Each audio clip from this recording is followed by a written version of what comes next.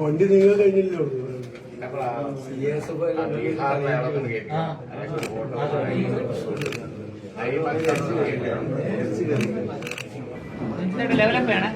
ഞങ്ങളെ CM ആയതിനു ശേഷം ആദ്യം കാണുകയാണ്. വലിയ സന്തോഷമല്ലേ? ഫോണിലൂടെയൊക്കെ സംസാരിച്ചിട്ടുള്ളായിരുന്നു. ഡൽഹിയിൽ നിന്നുള്ള പ്രഖ്യാപനത്തിന് ശേഷം ഇപ്പോൾ ഫിസിക്കലായിട്ട് മാറിയിട്ട് കാണാൻ വളരെ സന്തോഷമുണ്ട്. ഏതായാലും കേരളീയ സമൂഹം അറിയിക്കുന്ന ഒരു നല്ല ഭരണാധികാരിയെ നമുക്ക് ലഭിച്ചിരിക്കുകയാണ്. ആ ഒരു സന്തോഷം എന്നും ഉണ്ടാവും.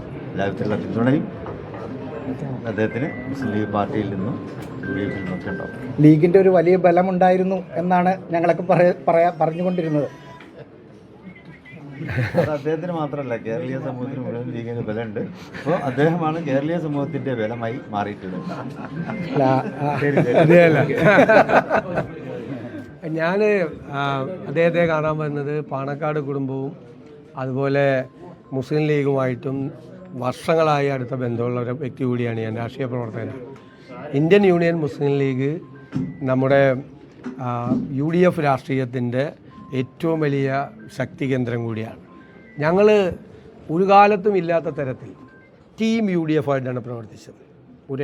നിങ്ങൾക്ക് എല്ലാവർക്കും അറിയാം, ഒരു പാർട്ടി പ്രവർത്തിക്കുന്നത് പോലെയാണ് അസംബ്ലിക്കകത്തും പുറത്തും പ്രവർത്തിച്ചത്. അതിനെല്ലാം എല്ലാ പിന്തുണയും തന്ന ഒരാളാണ് അഭിവന്ദനായ പാണക്കാട് സാദിഖ് അലി ശിഹാബ് തങ്ങൾ. അദ്ദേഹത്തിൻ്റെ പിന്തുണയുണ്ടായിരുന്നു. പിന്നെ അദ്ദേഹത്തിൻ്റെ നമ്മളെടുത്തൊരു അതിശക്തമായ ഒരു മതേതര നിലപാടുണ്ടായിരുന്നു. അത് കേരളം അംഗീകരിച്ചു. ആ മതേതര നിലപാടിൻ്റെ പിൻബലവും അദ്ദേഹമായിരുന്നു. എത്ര പേരാണ്, ഞാൻ അവരെ ആരെയും പേരെടുത്ത് കുറ്റപ്പെടുത്തില്ല, അതിൻ്റെ സമയമല്ല. കേരളത്തിലൊരു വിദ്വേഷ പ്രചരണം നടത്തി ഭിന്നിപ്പുണ്ടാക്കാൻ പല ശക്തികൾ ശ്രമിച്ചു. മുനമ്പം വിഷയത്തിലുണ്ടായിരുന്നു, പള്ളുരുത്തി വിഷയത്തിലുണ്ടായിരുന്നു. എന്നെ അക്ഷരാർത്ഥത്തിൽ വിസ്മയിപ്പിച്ചുകൊണ്ടാണ് ആ സമയത്തെല്ലാം മുസ്ലിം ലീഗും തങ്ങളും സാദിഖ് അലി തങ്ങളും എടുത്ത നിലപാട്. ഞങ്ങൾ പറവൂര് മുൻ ധനകാര്യമന്ത്രിയായിരുന്ന KT ജോർജിൻ്റെ നാമധേയത്തിലുള്ള അവാർഡ് സാദിഖ് അലി തങ്ങൾക്ക് ഞങ്ങൾ കൊടുത്തത് ആ മതേതര നിലപാടിൻ്റെ പേരിലായിരുന്നു.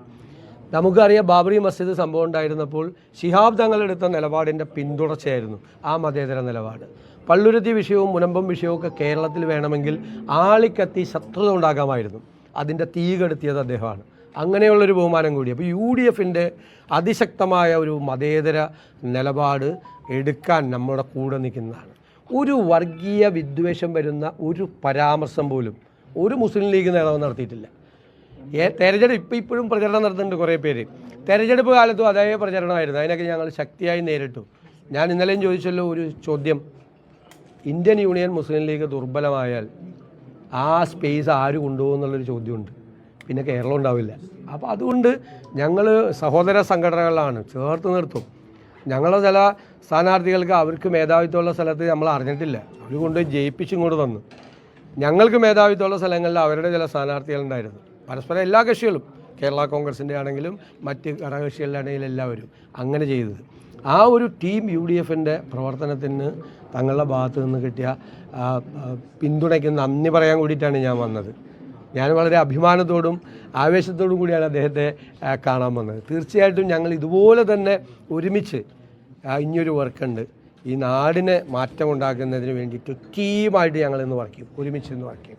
ഒരു ഭിന്നിപ്പുണ്ടാക്കുക ഒരാളും വരണ്ട, അതിനൊക്കെയുള്ള നല്ല ചുട്ട മറുപടി അപ്പോൾ കിട്ടും.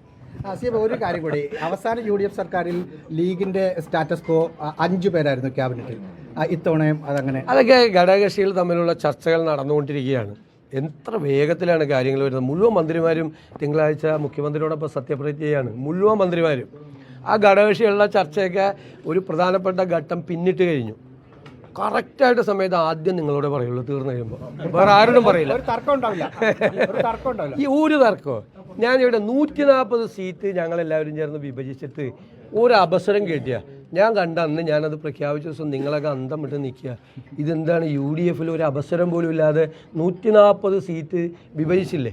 അതുപോലെ ഞാൻ നാളെ പറയാം. അപ്പോഴും നിങ്ങൾ ഒന്ന് ഞെട്ടും, ഒരവസരം ഇല്ലാതെ ഇത് തീർന്നു പോരെ നിങ്ങൾ. പക്ഷെ വേറെ ആരോടും പറയാതെ നിങ്ങളോട് ആദ്യം പറയൂ. പിന്നെ മന്ത്രിമാരുടെ പട്ടിക നാളെ ഗവർണർക്ക് കൈമാറും. അത് നിങ്ങളോട് പറഞ്ഞിട്ട് ഞാൻ കൊണ്ടേ കൊടുക്കുള്ളൂ അവിടെ. നിങ്ങളോട് പറയാതെ ചെയ്യും. തങ്ങളപ്പോ ഈ 5 ഉണ്ടാവും എന്ന് ഉറപ്പിക്കാം. നാളെ ഉണ്ടെങ്കിൽ ഉണ്ടാവും.